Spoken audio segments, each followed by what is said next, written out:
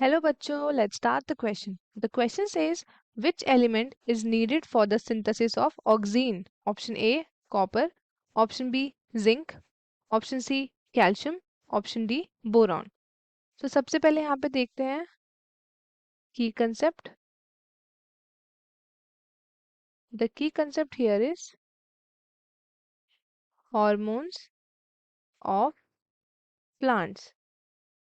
ठीक है, प्लांट्स में भी एनिमल्स के जैसे हॉर्मोन्स होता है और वो कौन कौन से होते हैं? सबसे पहला है हमारे पास ऑक्सीन.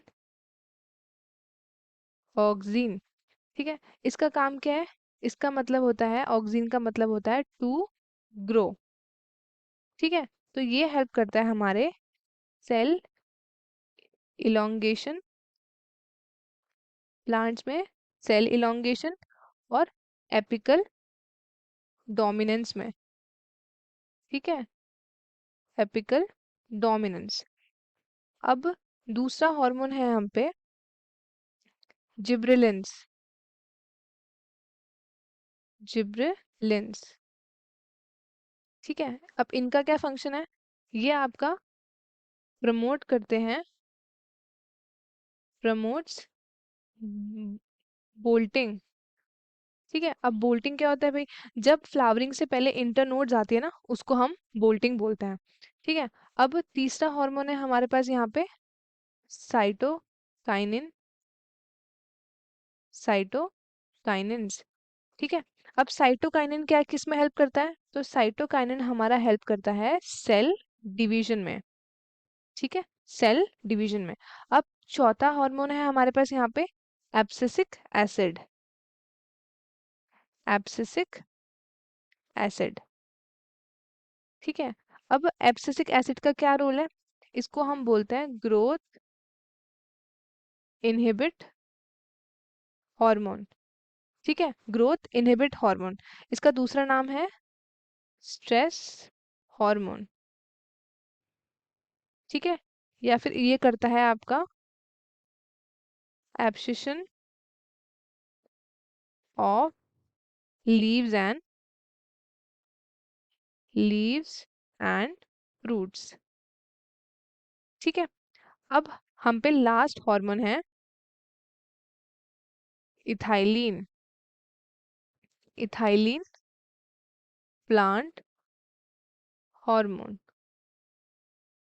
ठीक है, अब इथाइलिन का क्या रोल है तो वो देख लेते हैं. इथाइलिन आपका ग्रोथ प्रमोटर है.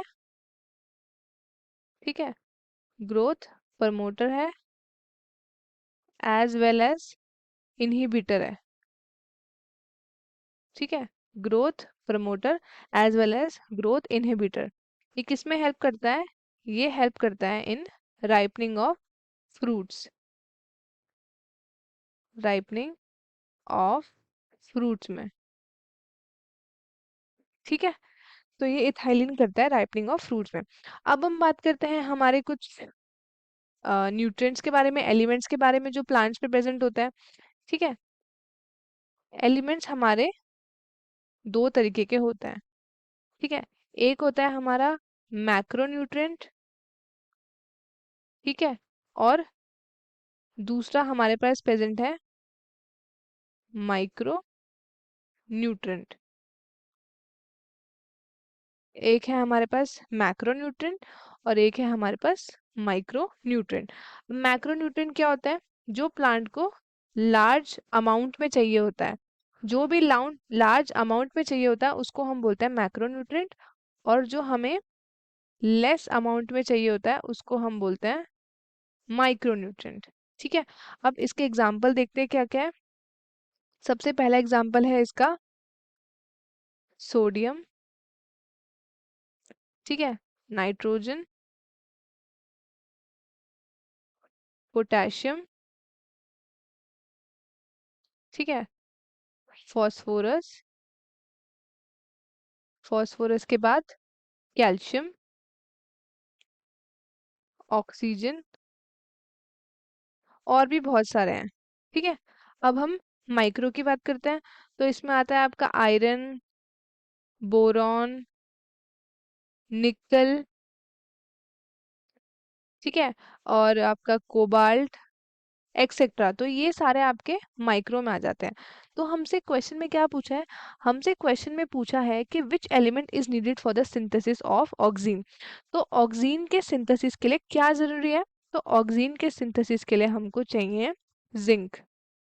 याद रखना, जिंक हमारे ऑक्सीन के लिए इंपॉर्टेंट है, ठीक है। और ये एक्टिवेट करता है बहुत सारे एंजाइम्स को भी। अब कॉपर किसके लिए प्ले करता है, कॉपर ये भी आपके एक्टिवेट करता है एंजाइम्स को, ठीक है, एक्टिवेट करता है ये एंजाइम्स को। और और क्या था आपके पास, जो आपके एम हुआ है मॉलिब्डेनम, इसका क्या काम है, ये करता है नाइट्रोजन फिक्सेशन, नाइट्रोजन फिक्सेशन, ठीक है। और एक और है हमारे पास, वो है मैंगनीज, ठीक है। तो ये किसके लिए, ये आपके फोटोसिंथेसिस के लिए असेंशियल है, ठीक है, फोटोसिंथेसिस के लिए असेंशियल है। तो हेंस हमारा ऑप्शन कौन सा सही है, ऑप्शन बी इज करेक्ट, ठीक है। हेंस ऑप्शन जो बी है हमारा वो करेक्ट है, ठीक है। आई होप आपको अच्छे से समझ में आ गया होगा। All the best and thank you so much.